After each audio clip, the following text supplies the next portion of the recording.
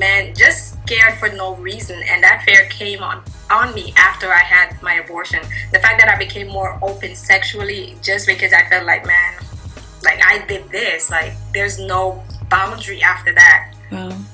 And so you become open to so much more stuff, not even realizing that this was the gateway or the opening to lead to other stuff. Goodness. Oh, that's really, really scary. And then you kind of, you went for a few years and then you ended up pregnant again. What happened this time? Yes. I became pregnant at 24. At this point in time, I had returned back to school and I was actually going to medical school. Wow. And I became pregnant during my internship. And at this point in time, I was still with the same boyfriend. And I found out that he was cheating. And so that was one rational, I made up my own mind, reasoning as to why I shouldn't have this child. Right.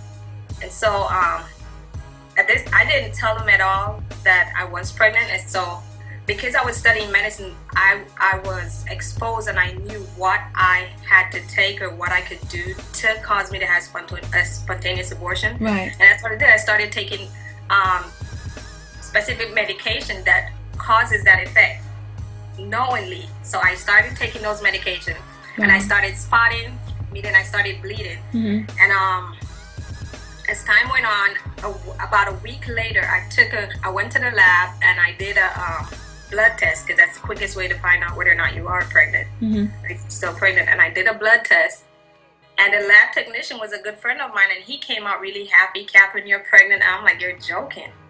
And he thought I was going to be happy. I'm like, no, I'm not.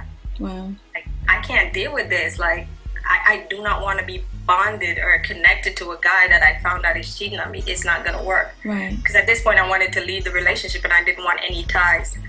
So, I went to my OBGYN. At this point in time, I was working in the hospital, and I went to my gynecologist and I told him that I'm pregnant and I want to have an abortion.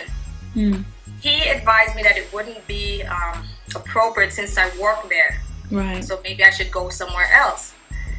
And so I, in turn, went back to the same doctor that performed my first abortion. At this point, he looked a little older, but everything was the same. I walked in, he did the exact same thing, didn't question me a lot, or just asked when was the last time I missed my cycle. And we calculated at this point, I was about 3 weeks to a month pregnant. Wow. And he did the same thing. He's like, oh, it's going to be just a little clot. You're not going to see anything. And so he sent me home. I went home, and I started bleeding, so I thought it was over. Right.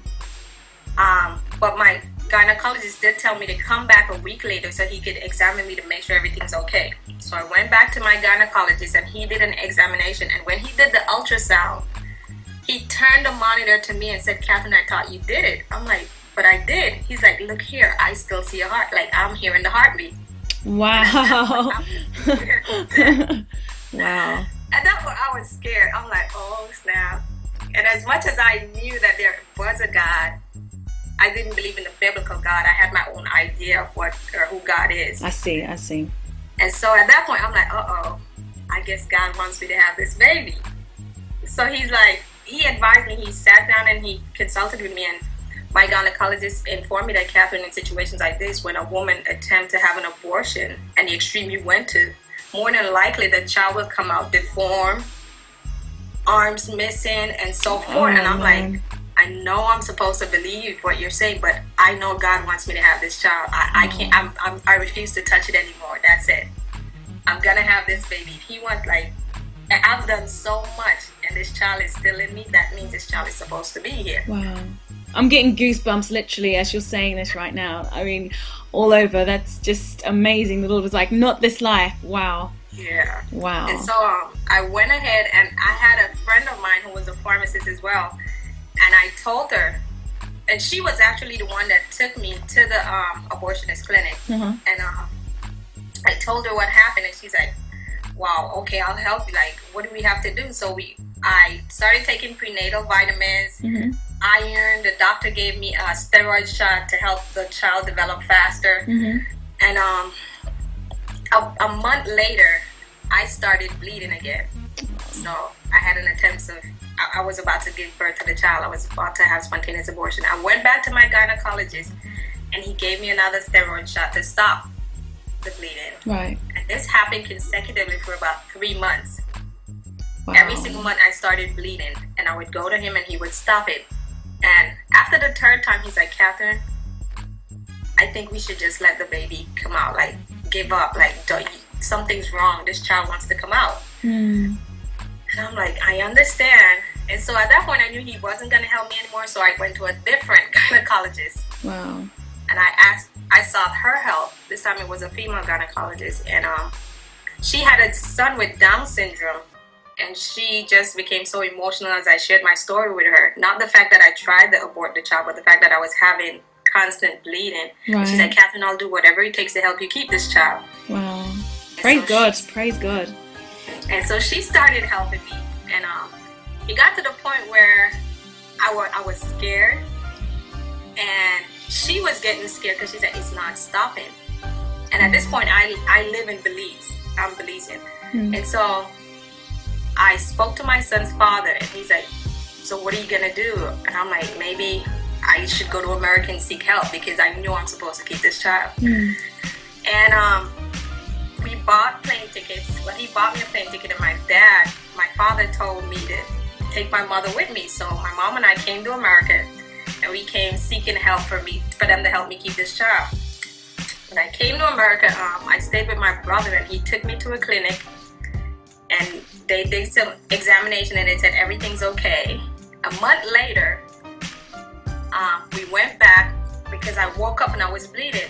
And when I went to the clinic, they told me, you need to go to the hospital because you're 3 centimeters dilated. Whoa. So how far along were you at this point? Sorry? I was 7 months pregnant at this time. Okay, right. And so they're like, go to the hospital now. The crazy thing is that they didn't send me to just a regular hospital. They sent me to a hospital by the name of Queen of Angels. Wow.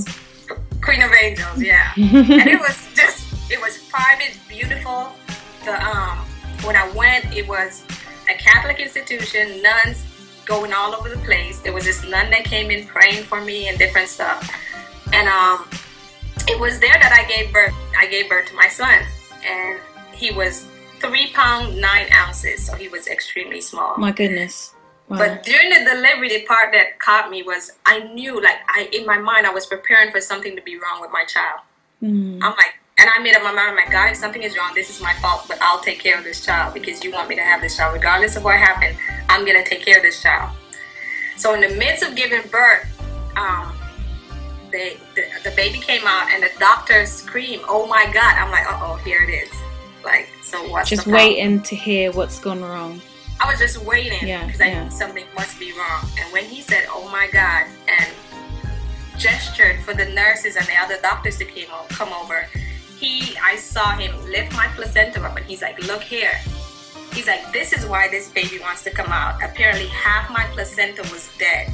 It was pitch black, so my child was surviving off just half. And medically, should that have been possible? It is possible, but more than likely, most children come out with deformities based on situations like that. Wow. And it's extremely rare. It doesn't happen a lot. But as we know, anything is possible with God. Amen. So, yeah, when he said that, I was like, okay. And I just started crying because I knew, I'm like, man, Catherine, look what you did. Wow. Like, you were literally fighting against God because he wanted this child here, but you didn't want him here. And it was a battle between me and the Lord. And even after giving birth, I knew the Lord had to work on me because my heart didn't change. I still have that selfish heart. I still didn't want this child. Even though I gave birth to this child in the beginning, I didn't want him. And that did not change. So I started contemplating giving him up for adoption for someone else to take care of him. Right. And so I did not visit my child when he was in the ICU. They placed him in the ICU and I refused to visit him. I'm like, I don't want to see him. I'll just give him up for adoption. Mm. And one day a nun came by and she's like, I think you need to go and see your son. I'm like, no, he's fine. She's like, nah, he'll do much better if you just visit him. I'm I'm like, okay.